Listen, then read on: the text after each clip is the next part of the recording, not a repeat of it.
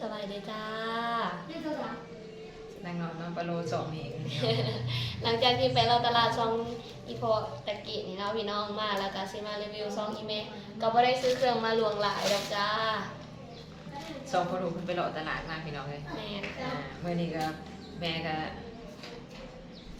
อยู่เพื่อนป้าบุเพิ่นพากันสองคนลูกเพิ่นไปตลาดก่อนอื่นก็ต้องขอบใจหลายๆเมื่อคืนนี้พี่น้องเลยรุ่นน้ำพอนังใหญ่เพิ่นตั้งซองใหม่พี่น้องเลยตื่นเต้นแห้งเพิ่นว่าตื่นเต้นเพิ่นสีได้ดังสิ่งที่เพิ่นคาดหวังหรือบ่เนาะก็ขึ้นอยู่ในนำกับ FC ทุกท่านเด้อที่คอยติดตามคอยสนับสนุนเด้อพี่น้องเด้อเมื่อคืนนี้พากันลุ้นเมียนอนรับปลาเพิ่นตอนพอค่ำเพิ่นจักได้เท่าไรแล้วคือว่าได้200ป้ายได้200ป้ายมาแล้วก็400ปลายตื่นเช้าขึ้นมาเราโอ้ย400ป้าย400ได้ดีใจยังไงพี่น้องก็ขอมุกขอบใจ FC ที่นะฮะทุกท่านที่เข้าไปติดตามส่องของกันพออินปัน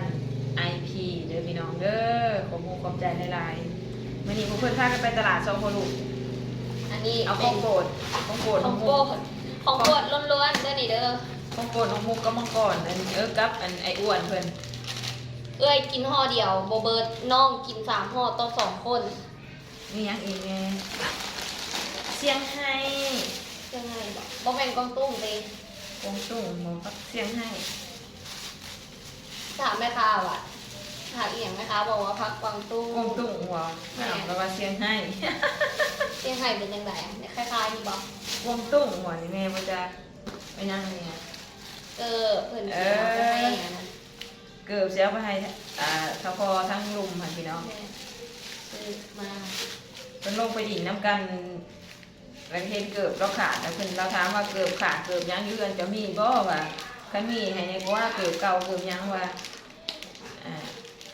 ได้ยินข่าวว่าจะไปยายเกือบโยยายเกือบก็ได้เป็นเดือนแล้วเนาะพี่น้องนอนเบิดแต่ตัวยายนะนี่พอเพิ่นเบิดตั้งแต่3มื้อที่เอามายาแม่ได้มาเบิดตอนเมื่อวานนี่แหละยายอยู่ในบ้านลืมแล้วจะมาทั่วผู้โดยมาทั่วผู้รุ่นนี้มันเป็นรุ่นยาวรุ่นใหญ่ก็มีอะไรมันใหญ่อันเดียวกันเนี่ยยาวเป็นแล้วแต่ว่าอยู่เพื่อนนั้นของตะเมกแล้วมันจะเป็นรุ่นสั้นน้อยมันยังเนี่ยพวกซื้อไส้ตันมาเป็นเห็ดอีเมมากินใช่ต้มกระแสปิ้งกระแสใช่แม่ไปซื้อแมวจะใส่ให้แม่กินข้าวหอมนี่นะปลาบัวข้าวหอมไม่ยังอีกเนี่ยโมป่าเนี่ยปลาธรรมศาสตร์ที่น้องปลาน้ำคลองคิดว่าปลาขาวเพราะมันสีขาวปลาขาวถือบอกปลาขาวปลากินแหลบพ่อนี่ปลากินแหลบตัวนี้มันก็คือการบ่แม่เดี๋ยวเขาที่เย็นไว้2 อันเอาเขาที่เย็นไว้ตรงนั้นนะส่วนผักนี่บอกเข้าได้เนาะถ้าเอาเขาไม่ได้แต่มาใส่ทั้งนมเพราะนี่เราคงสื่อมาคนนี้แม่จ้าแล้วก็กาจีขอมุกขอบใจป้าลุงที่อวยพรวันเกิดให้อีแม่เด้อจ้าพี่น้อง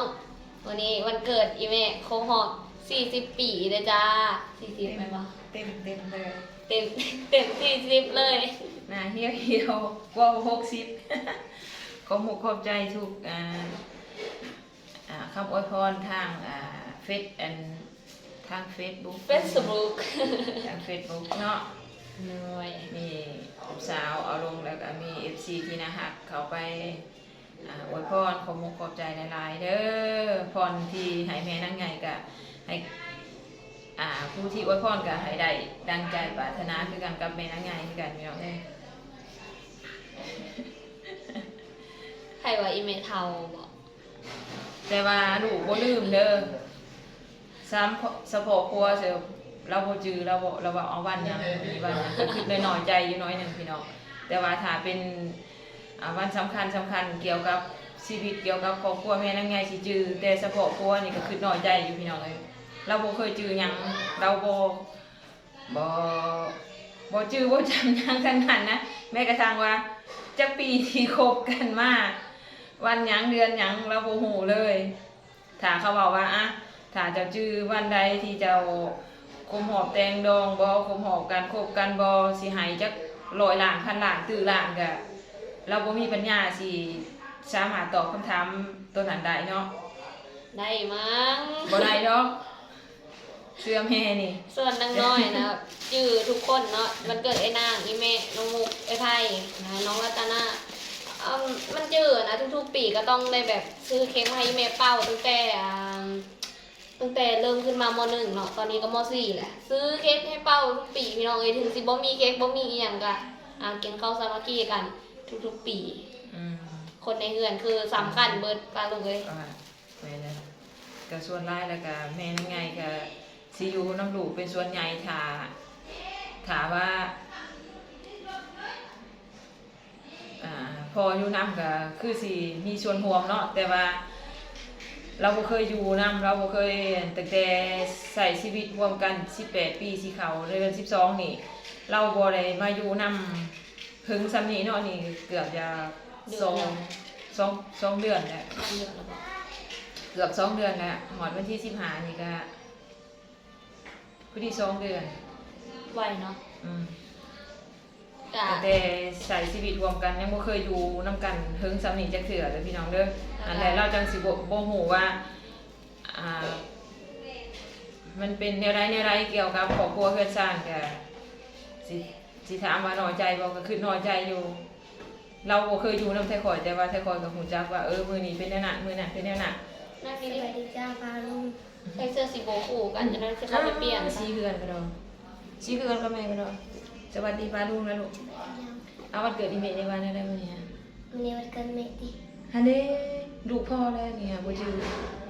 อีเมลบริโภค โอ้ยสิถามหาตำพ่อหยังบ่รู้จักแต่บ่รู้ว่าหยังบ่ ไอ้พ่อไปเปลี่ยนแม่เด้อ เขาเฮ้ยอีเมลอยู่ดีไม่แห้งเจ็บได้ใครยังมี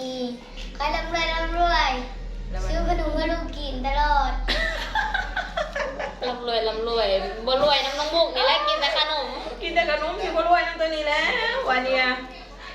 ร่ำรวยซื้อขนมให้ลูกกินตลอด เลยมาแต่ตลาด บ่ได้ซื้อให้ซ้ำค่ะ เอาเงินไป200,000เหลือมา 2,000ให้เพิ่นจ้ะ แน่เด้ขอบใจเอื้อละน้อยแล้วค่ะ2,000น่ะ เขาบอกว่าซื้อขนมเลยเนี่ยซื้อได้ได้จะสองพันกีบ เงินเบิดเครื่องมันแพง อันนี้ก็ว่า80ปลายหน่อย 79 79 เย้ แน่ มีทุกรถ79บางคนก็เลยเอารถนี้เพราะว่ามากิน เขาพัดมากรสตาส้มๆ จะลองกินตัวนี้ก่อนแซ่บ เอามารสตาสม มื้อหน้าไปซื้อรถตักสม คลิปนี้ก็เบาเงายืดไปเลยพี่น้อง ขอลาปลาลงไปก่อนเด้อจ้า หลาย ฝากกดไลค์กดแชร์ช่องครอบครัวสาวผู้ไทยนี่เด้อจ้า ฝากซองอีโพน้ำพอ ฝากช่องพ่ออินปั่นไอพีเลยเด้อจ้า ลาไปก่อนจ้า วันนี้ค่อยคือขาวๆเนาะแฉ่งโต๊ะนะ อืม